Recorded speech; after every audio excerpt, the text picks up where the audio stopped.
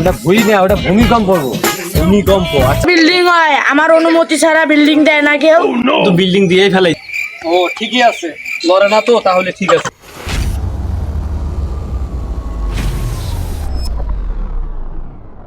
এই ছাদে যে পানি দেওয়ার কথা ছিল, ছাদে পানি ঠিকভাবে দিস তো?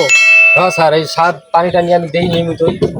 স্যার একটু দিব পরে। হ্যাঁ ঠিকভাবে পানি পুনি দিস।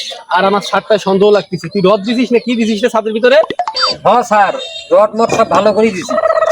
সিমেন্ট ঠিকভাবে দিছস তো? হ্যাঁ স্যার। ও ঠিকই আছে, লড়ে না তো, তাহলে ঠিক আছে। কিন্তু ভালো করে পানি পুনি দিস, আর মজবুত যেন থাকে সেই ব্যবস্থা করিস, ঠিক আছে? ভালো শুনে দেখাশোনা করিস, পানিটা ঠিকভাবে দিস। একটা কথা, ঘুরিয়ে আসলে তো ফির লড়াচড়া করবে না, তো ভাঙি দেবা নাই তো? কি কর না কর, ওটা ভুই না, ওটা ভূমিকম্প পড়বো। ভূমিকম্প আচ্ছা, যাই হোক, ওটা আসলে ফির ভাঙ্গি ভুঙ্গি যাবা না? না না, এই জায়গায় আমি সুপারি গাছের বাতি দিছি। সুপারি গাছের বাতি কি রডের চাইতে ভালো নাকি রে? হ্যাঁ হ্যাঁ, ওইটা ওই যে রডের ফাঁকে ফাঁকে দিয়ে দিছি, ওটা আপনার মজবুত হয় আর মজবুত। তাই নাকি? তাহলে পরবর্তীতে যে ইয়ে করবো, ছাদ দিয়ে আমি করবো, এটা তো দোতলা তিনতলা যখন করবো তখন কি দিবি? তখন এটাই দিব, আরো মজবুত হবো। তাহলে বাতি দিলে, ইয়ার বাতি দিয়ে সুপারি গাছের বাতি দিলে মজবুত হয়? রডের বোতল রফের চাইতেও মজবুত হয়? সেই শক্তিশালী। আচ্ছা আচ্ছা, নতুন কথা শুনলাম তো। আচ্ছা দিস, যেটা ভালো হয় সেটাই দিস। বুঝছি তো, আকাম সুপারি গাছে দিতেছি, এটা সুপার সুপার দিয়ে টাকা তো মেলামে রেখেছি, আর কি করি। হ্যাঁ সমস্যা নাই, এগুলো আমি পানি টানি দেওয়ার ব্যবস্থা করতেছি, লেবার আছে। আর ঠিকভাবে দিলে পানি পুনি দিস। চল নিচে যাই। হ্যাঁ নিচে যাই, চল। কাজটা ভালো করে করিস। এই আমার এলাকাত আমাক না কয়ে বিল্ডিং দেয়, আমাক মিষ্টি ঘরও টাকা দেয় না। মাথা মুথা আজকে গরম আছে, কি যে করবো আগের পাইলে। ভাই আগে চলেন তো। এই, এই আমার না জানায়া বিল্ডিং দিছস, বড় বাইরে দেখছস?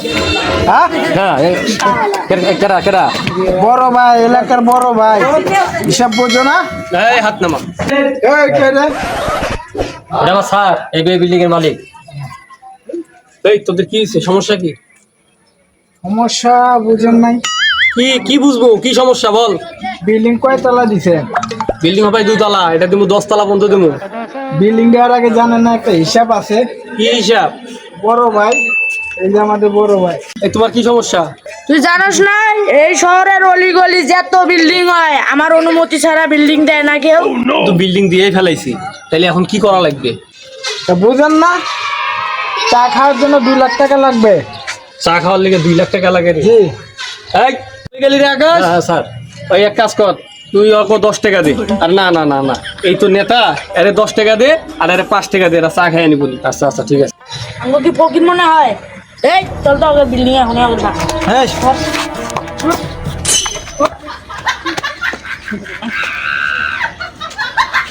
এই দাঁড়া দাঁড়া দাঁড়া, সব সব।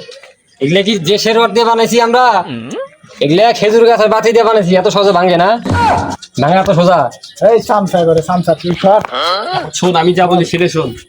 টাকা 15 টাকা দিছি, 10 টাকা তোর নেতার আর তোর 5 টাকা।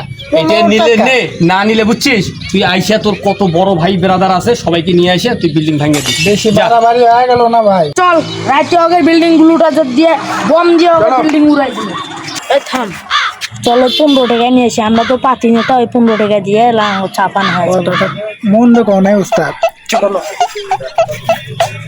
ভাই, এই আবার কি হইছে? এই 15 টাকাই দেন, কি লিগে? আমরা চাপান লাখামো। তোকে 15 টাকা তখন দিবে চাই নেই, এখন 1 টাকাও নেই। যা, তোকে 1 টাকাও দেবো না। তোর কোন বড় ভাই আছে আইসা আমার বিল্ডিং ভাঙিয়ে দিস? যা, তোকে 1 টাকাও দেবো না, যা চলে যা। চল ওকে রাতে বিল্ডিং বিল্ডিং সব পুরো চলেন বল, মাথা গরম হয়ে তোর যা, যা তোর বড় ভাই নিয়ে আসিস। হ্যালো গাইস, আসসালামু আলাইকুম। যারা আমাদের এই ভিডিও ইউটিউব হোক এবং পেজ, যে যেখান থেকে দেখতেছেন, পেজে দেখলে ফলো করবেন অবশ্যই, আর ইউটিউব থেকে দেখলে অবশ্যই সাবস্ক্রাইব করে রাখবেন এবং আমাদের নতুন নতুন ভিডিও বানাইতে কমেন্ট করে উৎসাহ দিবেন।